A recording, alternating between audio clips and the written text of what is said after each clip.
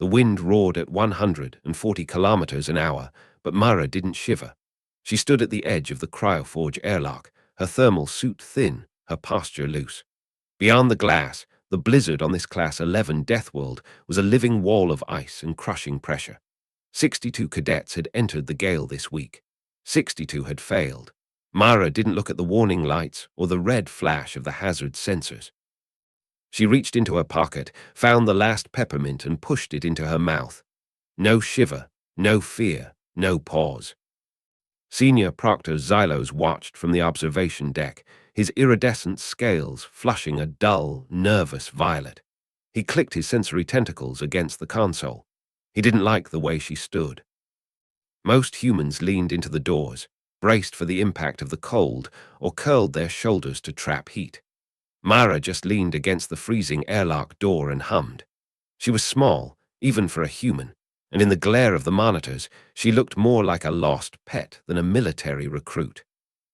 "Look at her," Xylos whispered to his assistant. "She is in a state of absolute catatonic freeze. She's already surrendered to the environment." The facility's sensors tracked her heart rate. It sat at 68 beats per minute. That wasn't survival behavior. It was the rhythm of a person waiting for a train. The door hissed open, and the gale hit her with 8,000 newtons of force. By every rule of physics, she should have been pulverized against the observation wall. She didn't move. She stepped into the storm. She didn't fight the hurricane. She corrected it. Her gait was rhythmic, steady, and entirely unnatural. She didn't plant her feet in a wide stance to keep balance. She moved with the gusts, leaning at angles that should have snapped her clavicle, letting the wind carry her weight like a sail. She crossed the first 100 meters of the landing pad in a blink. Xylos checked the vitals again. Her heart rate hadn't changed. She reached the northern shelf, a sector where the pressure dropped 40% below what a human body could hold. She stopped in the middle of the maelstrom. She didn't look for shelter or cover. She sat on a jagged slab of ice, opened her bag, and tossed the peppermint into her mouth. She stared into the swirling white void as if she were watching a mildly interesting weather report.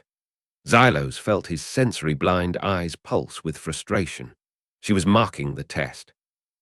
"She is waiting for the air to stabilize," Xylos said, though he knew the air never stabilized here.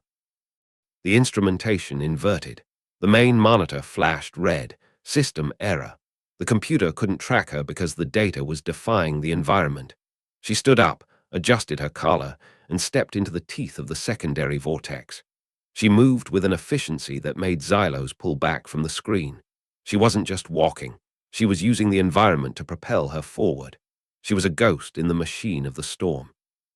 Crack, snap, slide. She covered over a kilometer in 40 seconds. Xylos looked at the other readouts. The elite Drax specialists were 4 kilometers behind her, pinned down by the wind, calling for an emergency evacuation. Mara was already at the extraction beacon. The dread bomb hit Xylos hard. It wasn't that she was fast, it was that she was unconcerned. She walked toward the extraction lift, brushed a flake of ice off her shoulder, and looked into the external camera. The silence on the observation deck was absolute. Xylos watched his own monitors start to blink out, not because of the storm, but because the facility's protocols were failing to categorize a human that didn't break. He realized the academy had been training for the wrong reality. They had been teaching cadets how to survive the storm, but they had never imagined a recruit who could walk through it without noticing it was there. Mara stepped into the lift. She checked her bag, found it empty, and sighed with genuine, human annoyance at the lack of a candy. Xylos felt his scales bleach white. The sheer, quiet competence of her transit was worse than any physical threat he had ever witnessed. He reached for his terminal. His fingers shook as he began the long, silent process of rewriting the entire threat model for human recruits. "She is waiting for the door," a junior tech muttered. Xylos didn't answer. He couldn't. He opened the airlock. Mara walked in, looking bored. She looked at the two of them with tired, calm eyes. She didn't look like a soldier. She looked like a tired commuter.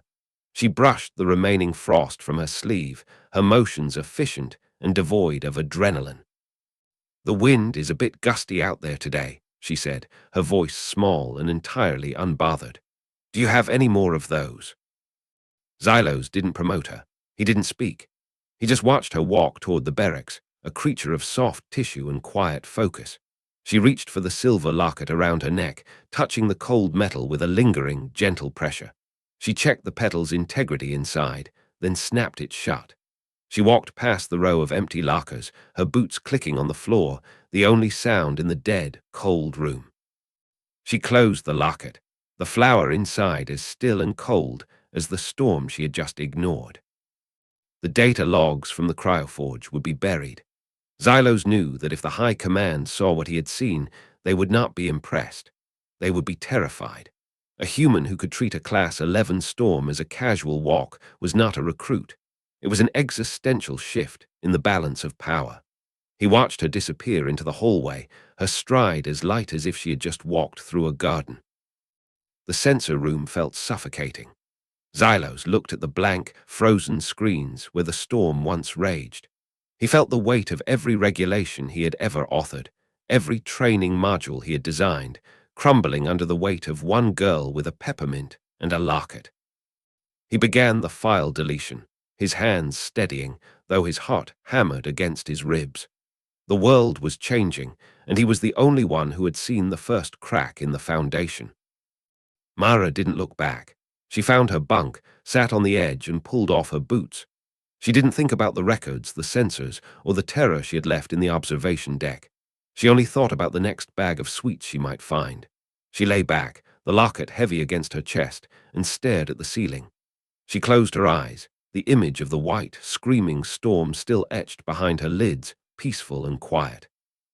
The facility hummed around her, the massive gears and turbines turning the air, but she was already asleep. She didn't care about the protocols. She didn't care about the proctor.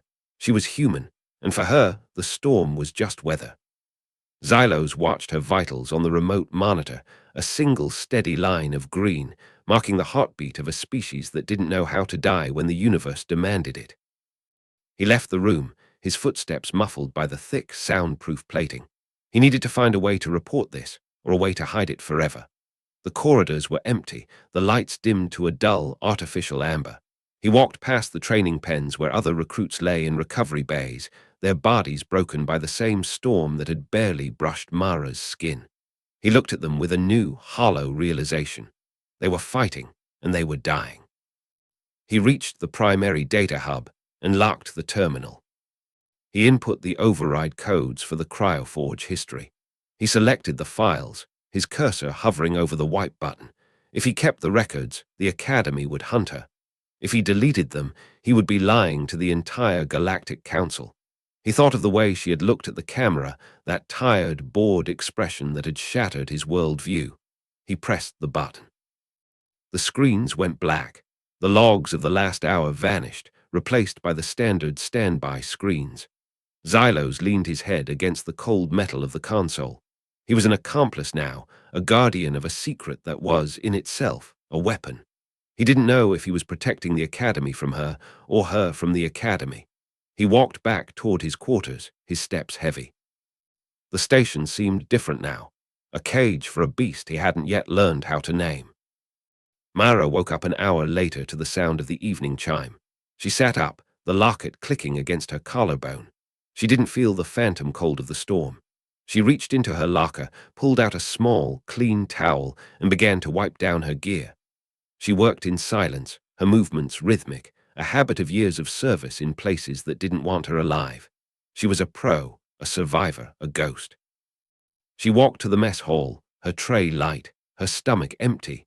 She sat in the corner, far from the Drax specialists who were still bragging about their failed attempts to enter the vortex. They were loud, their voices thick with the pride of those who had survived the light gusts near the perimeter. Mara didn't listen.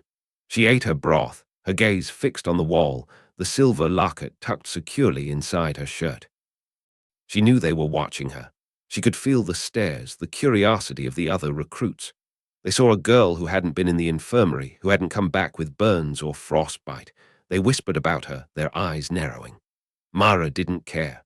She finished her meal, cleaned her tray, and left the hall, the quiet hum of the station her only companion. She didn't need their validation.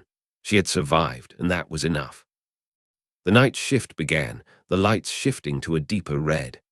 Mara climbed back into her bunk and pulled the thin, grey blanket over her shoulders. She looked at the locket one last time. She touched the silver surface, the metal cool beneath her fingertips. She remembered the day she had first found it, in the ruins of a city that had been forgotten by time. She remembered the smell of the dust and the sound of the wind, a wind that hadn't been nearly as loud as the one at the cryoforge.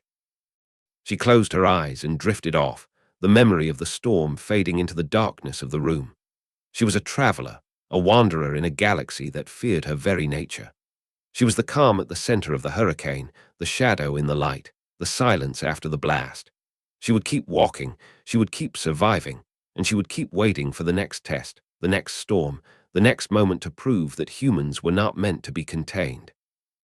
Xylos sat in his office, his tea growing cold on his desk. He watched the monitor showing the empty barracks, his mind racing. He had seen the truth, and he had buried it, but he couldn't erase the memory of the way she had walked through the vortex. He knew, with a certainty that chilled his blood, that there were more like her, somewhere out there in the vast, uncaring reaches of space. The galaxy was not a safe place, but it had just become a much more dangerous one. He picked up his stylus and started to write a new entry in his private journal, an account of a day that had never officially happened. He detailed the wind, the vitals, the peppermint, and the locket. He wrote it all down, not as a proctor, but as a witness to a miracle he couldn't explain. When he was finished, he sealed the digital file and encrypted it with a key that would outlast the facility itself. He was the ghostwriter of a legend.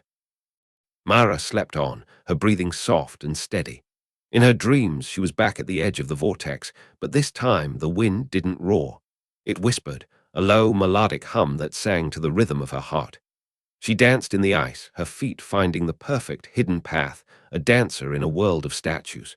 She was free, and she was home, a stranger in a universe that didn't know what it had unleashed. The station's artificial gravity fluctuated, a minor tremor in the deep metal structure. Mara didn't stir. The locket lay against her heart, a small, silver anchor in a sea of stars. She was the future, whether they were ready for her or not. She was the spark in the vacuum, the life in the void, the human in the cold. She was the one who didn't fight the storm, but instead she made the storm wonder who exactly was in control. In the morning, the cycle would begin again. The alarms would blare, the recruits would gather, and the storm would rise once more. Mara would be there, ready to walk through it, her heart beating 68 times a minute, her mind focused on the next simple, human task. She would be the anomaly, the ghost, the legend. She would keep walking until the universe itself had to learn the lesson that Xylos had already been forced to accept. The station slept, a giant, spinning tomb of secrets and steel. But in the corner of the barracks, on a thin, grey cot, the future was breathing, quiet and unbothered. The wind outside would keep roaring, but Mara was already planning her next move, a small, subtle adjustment to the way the world worked. She was human, and she was here, and the galaxy would never be the same again. She turned in her sleep, her hand finding the cool, smooth surface of the locket. She smiled, a faint, fleeting movement in the dark, the kind of smile that didn't need a witness. It was the smile of a predator who had found a new, strange kind of prey, or perhaps the smile of a survivor who had finally realized she wasn't alone. She was the calm, she was the focus, she was the storm, and she was finally ready to begin.